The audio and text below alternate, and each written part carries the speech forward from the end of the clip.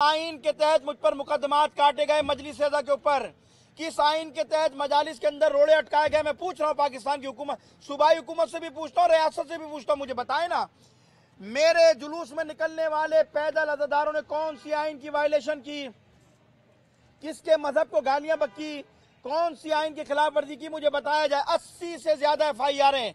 मैं डोगरी शहर होकर आया हूं, आप जानते हैं डोगरी शहर में 800 अज़ादारों पर FIR काटी गई। उनका जुर्म क्या था?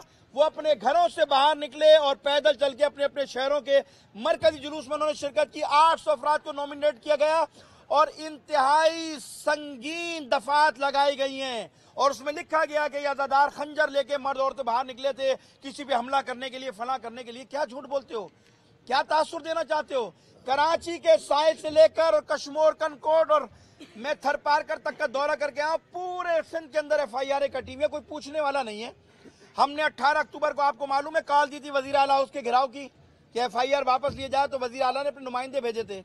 उनके वजीर आकर हमसे दफ्तर में मिले, मुलाकात की, उन्होंने कहा हालात इस वक्त मुल्क के अच्छे नहीं है, हालात खराब है, आप ताउन कीजिए, हम FIR वापस लेंगे। 6 महीने गुजरने को आए हैं, 6 महीने गुजरने को आए, अब तक कोई FIR वापस नहीं लिए। हमारे लोगों को थ्रेट किया जा रहा है, हिरासा किया जा रहा है कि जमानत कराओ वरना गिरफ्तारियां होंगी, वरना ये होगा, वो होगा, फला होगा। पूरे सिंध के अंदर शोर मचाया हुआ है।